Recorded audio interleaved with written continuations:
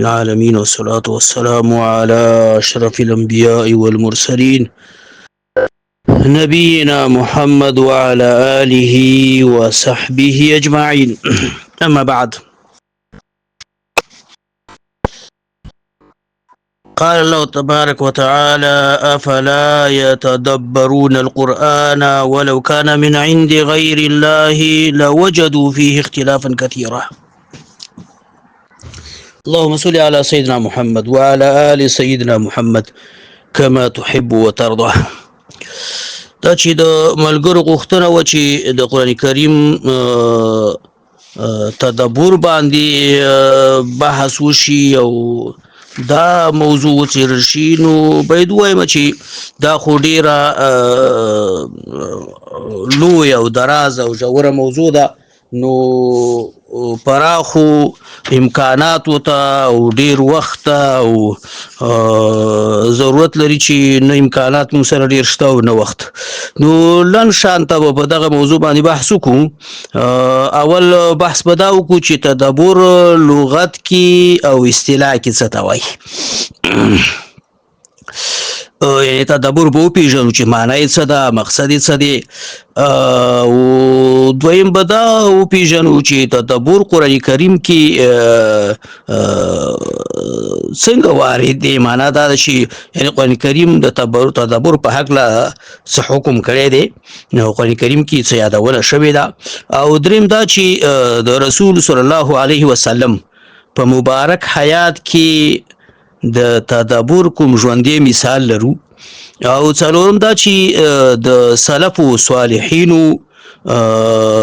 اقوال او د هغوی گفتار د تدبر په هکله دا به لږ نظر لاندې تیر کړو چې هغوی په دې هکله څه وایي.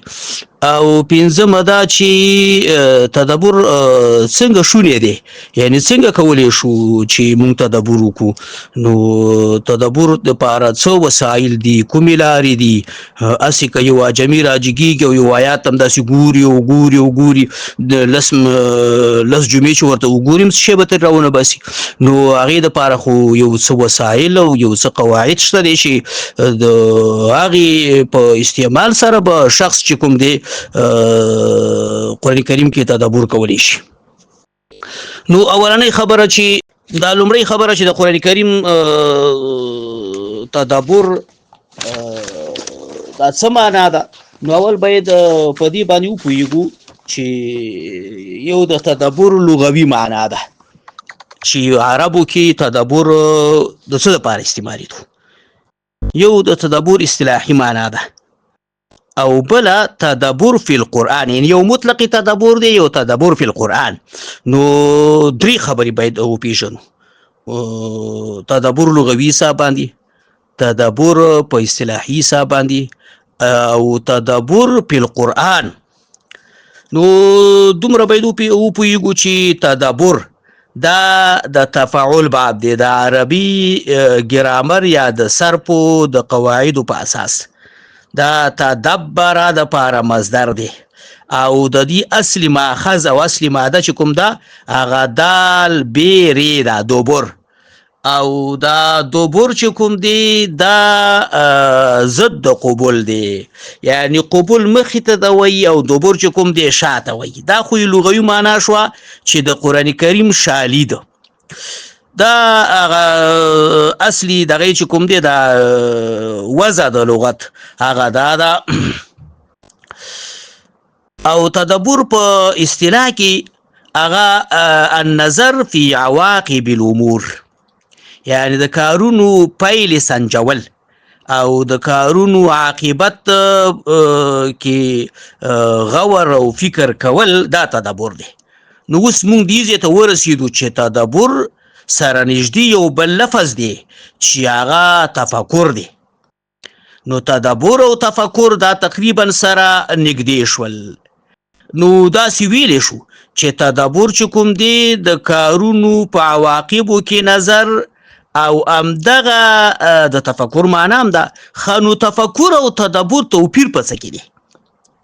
نو علما وایي توپیر په دې کې دی چې دا تفکر چې کوم دی دا په دلایلو کې نظر دی، او تدبر د دې کار پایله کې نظر دی.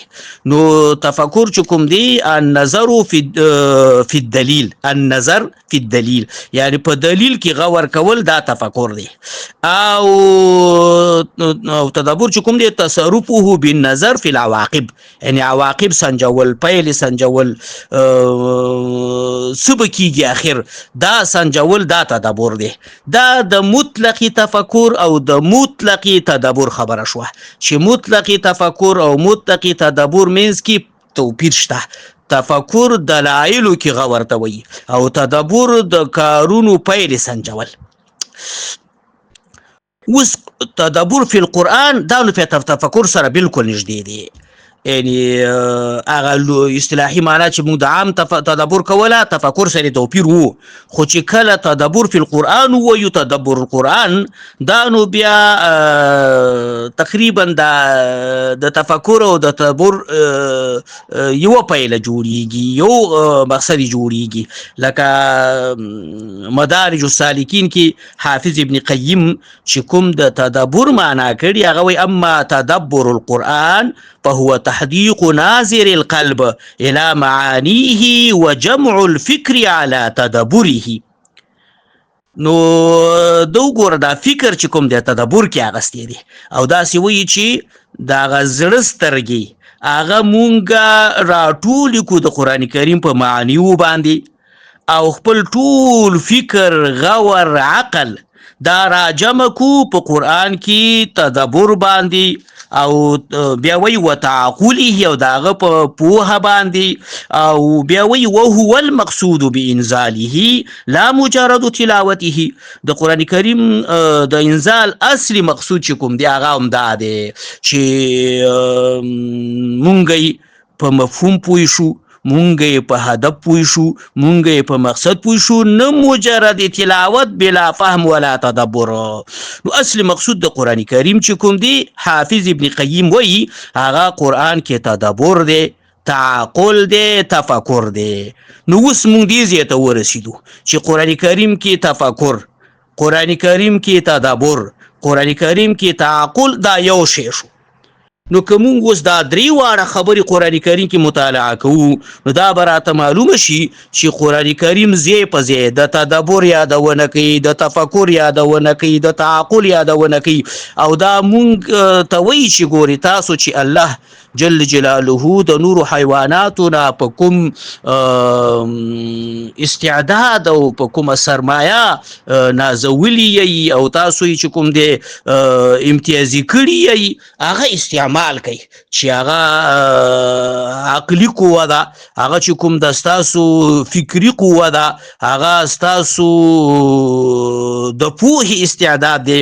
زموږ علما وایي دا عقلي قوه چې کوم ده دا قوة مودعة فی القلب من شانها الانجلا. دا په زړه کې یو کې خودل شوی قوه ده چې کار دا دی چې موضوع واضح کوي او د ښه او بد تمیز کوي، توپیر کوي.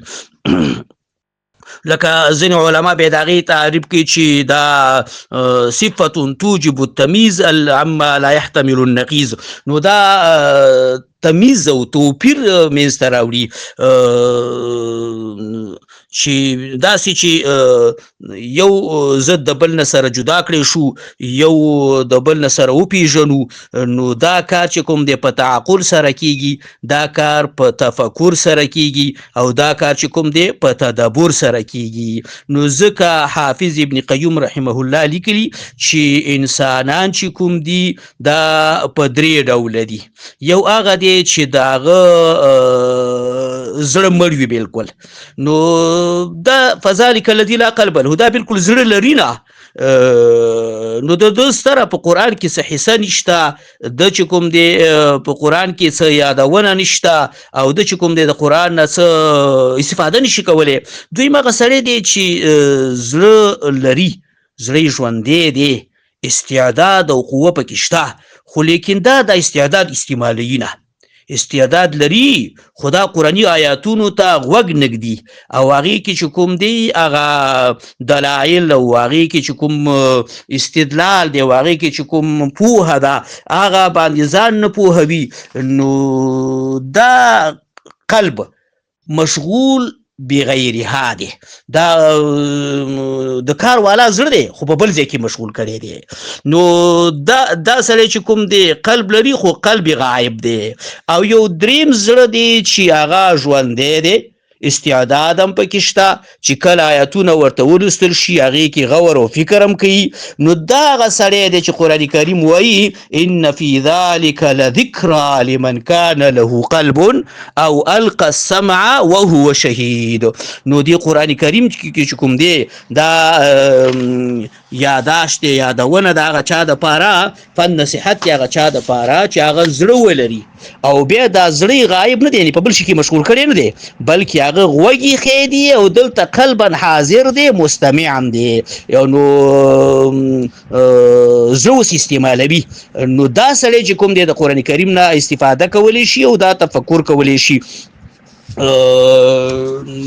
تدبر دپاره دغسې زړه پکار دی، د تفکر دپاره دغسې زړه پکار دی، د تعقل دپاره دغسې زړه پکار دی چې هغه ژوندی وي، په بل ځای کې مشغول نه وي او خپل ټوله قوه را جلب کړي د قرآن کریم اورېدو ته او د هغې مفاهیمو او د هغې معانیو د هغې امر و نهي ته یې متوجه کړي.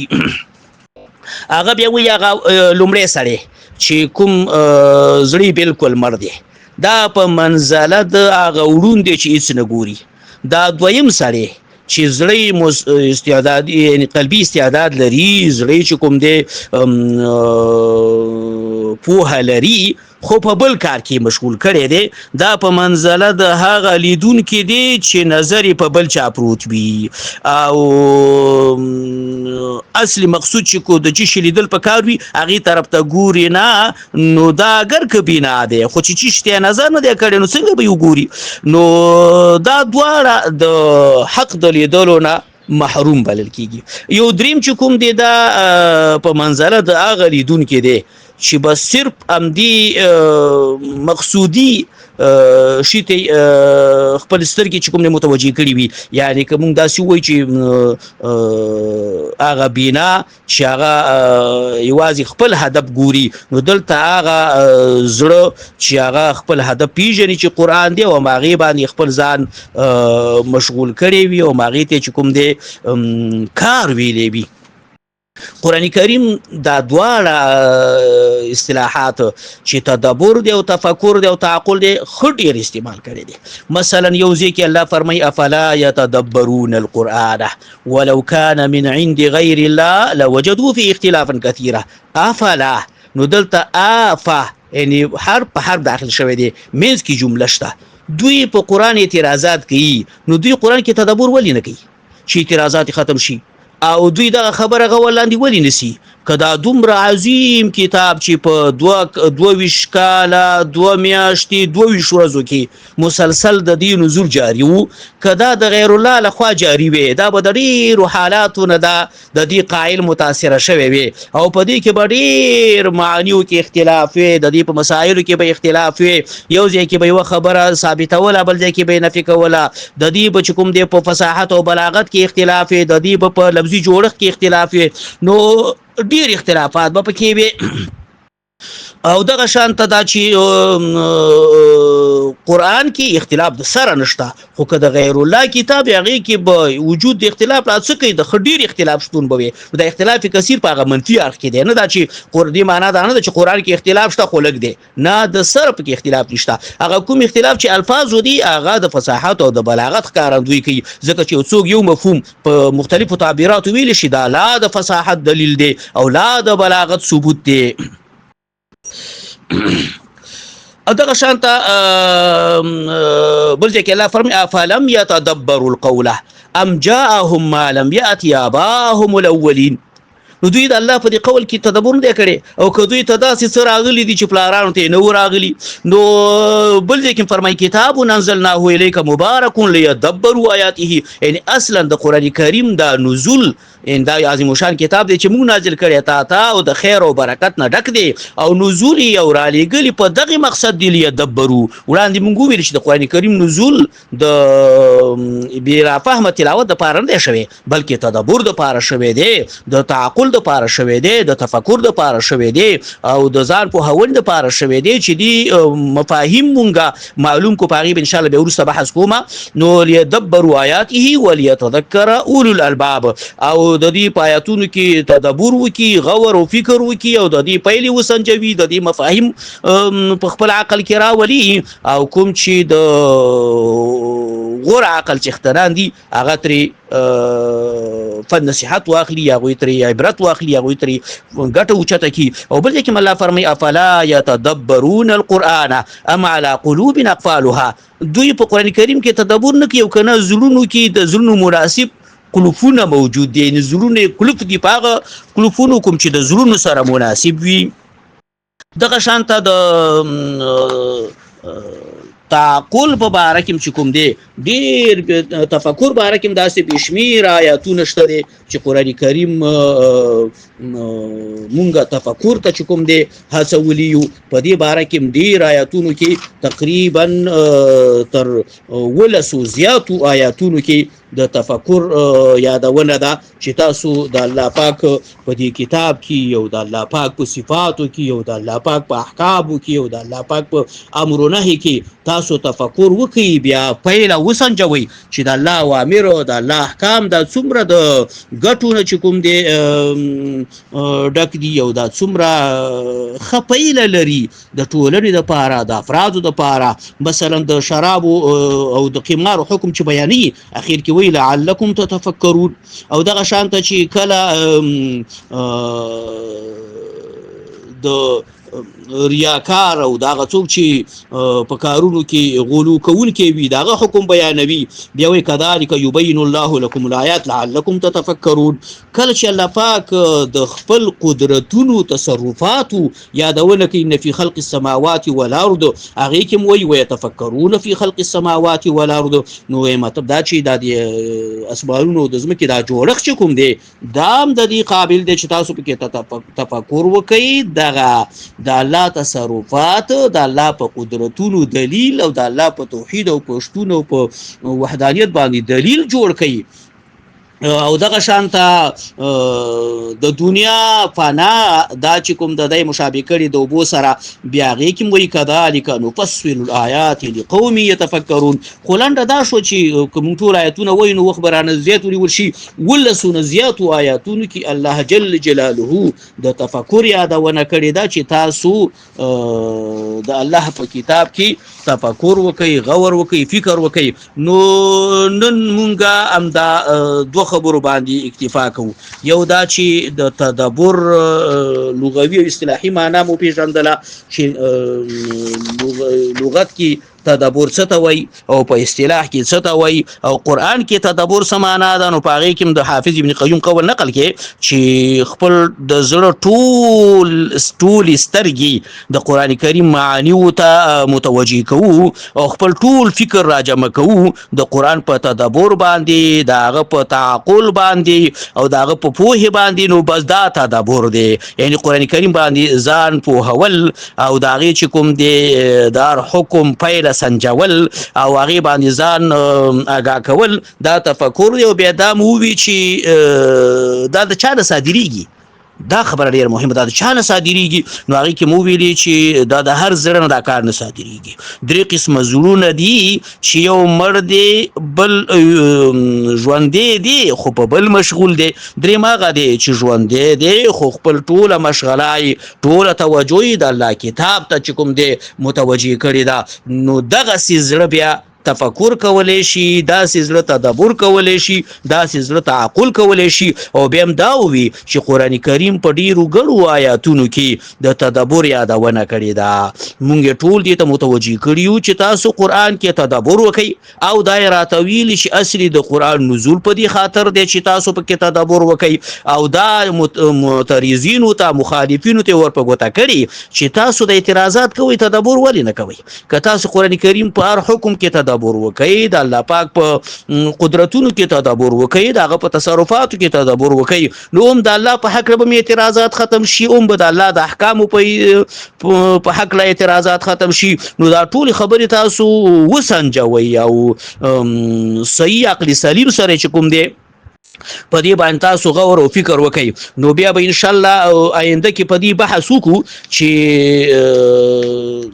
تدبر چې کوم دی دا رسول پاک خپل څنګه کړیو یعنی ژوندې مثال به د رسول پاک په ژوند کې دا کو او سلف په دې حق لسی ویلو او دا چې اوس ډیره مهمه خبره هغه اخیری بحث دی چې دا تدبر څنګه کولای شو یعنی هغه کوم وسایل دي هغه کوم اسباب دي چې هغه مونږه لاس ته راوړو بیا په قران کې تدبر کولای شو که یو امی چې هغه ته نه عربي یاد ده نه قواعد یاد دي نه ګرامر یاد دي نه تفسیر د آیات بل آیات کولای شي نه هغه لارې چارې تفسیر ورته یاد دي نو هغه بیا تدبر نشي کولی هغه چې کوم دی تدبر نه ګټه نشي پورته کولی نو په هغې به انشاءالله بحث کوو هغه اخري بحث مهم دی او اقول قولي هذا استغفر الله لي ولكم ولسائر المسلمين